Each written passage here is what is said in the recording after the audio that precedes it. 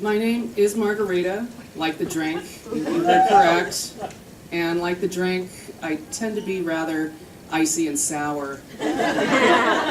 People always ask me, is that your real name? Margarita, is that your real name? It's like, yeah. Okay, out of all the names in the world, I picked that one. A frosty Mexican cocktail. Margarita, that's classier than sex on the beach. Yeah.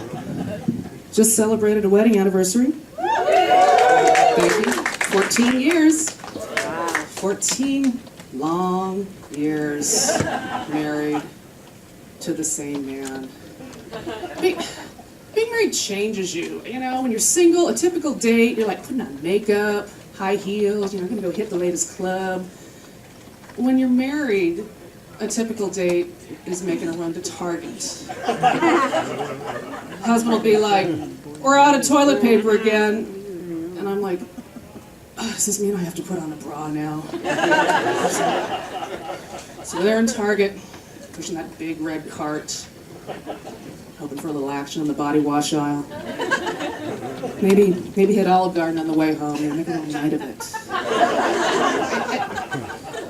When we're out in public, people don't think we're together, my husband and I. It doesn't make sense that we're together. A clerk will literally go up to him and say, sir, can I help you? And then just kind of see me and say, ma'am, how are you doing? I think this is because my husband is a large, friendly, talkative Asian man. And I'm this. Grumpy cat, the wife. I always thought we'd make a great, like, shoplifting syndicate, you know, like some kind of interracial Bonnie and Clyde, you know. He can distract the clerk. I'll be in the next aisle shoving Crest White strips and vodka down my pants, and, you know, whatever he wants. So, they'll never catch on. They'll never catch on. Things, you know, we don't always get along, though. This year's been rough. It's been a rough year. I actually suggested going to couples counseling.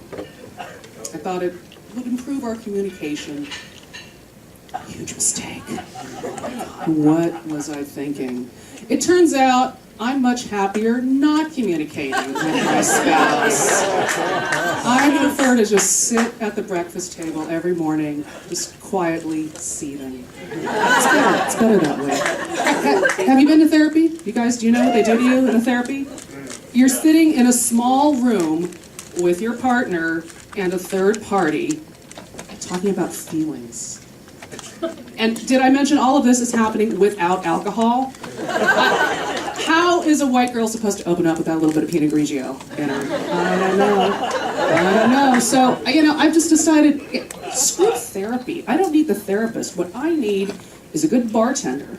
Someone that'll listen to me, keep them coming. I'll get everything off my chest, black out, hopefully, and then the next morning I can just submit the tab to Kaiser. You know, all in a day. All in a day. At least we don't have kids, though. You know, have you seen these people? The people with the kids? Have you seen them? Have you seen them? They're there in Target, too. They're pushing their big red cart. Kids are jumping up and down, screaming and yelling. They can't hear it. They can't see it. They're like zombies. Their eyes are glazed over. They're dead inside, just shuffling down the aisle, filling up their cart with, like, goldfish crackers and Prilosec, you know, and make eye contact with them. They're like, save me. It's scary. It's scary. I don't know. Kids are so, well, you know, there's always that one girlfriend, though. Do you guys have this, that one girlfriend that, you know, she's already had a baby and she's trying to, like, shame you into joining the cult? You know, she's like, so when are you going to have kids? Don't you think it's time to start thinking about having kids? You're getting older now. You really ought to think about having kids, starting a family, having kids. I'm like, I'm sorry. I didn't hear you. Your daughter in the Little Mermaid costume was screaming so loud my eardrums blew out. Kids are so last year, though, don't you think? I don't know. I have a dog. I have a bulldog. He was a rescue, which, yeah, I think that is the law here in Los Angeles. Rescue. You have to rescue a dog. If you tell someone you got a dog from a breeder, they look at you like you just burned down the rainforest to start fracking or something. I don't know. So he's a rescue, and he's great. But recently, I got a call from the rescue organization. Louie's former owner, Louie's the bulldog, would like to see him. I didn't realize this was an open adoption. There's no visitation rights here. It's the dog. So I sent him back a picture of an emaciated chihuahua. Just had a little work done. Thanks, you guys.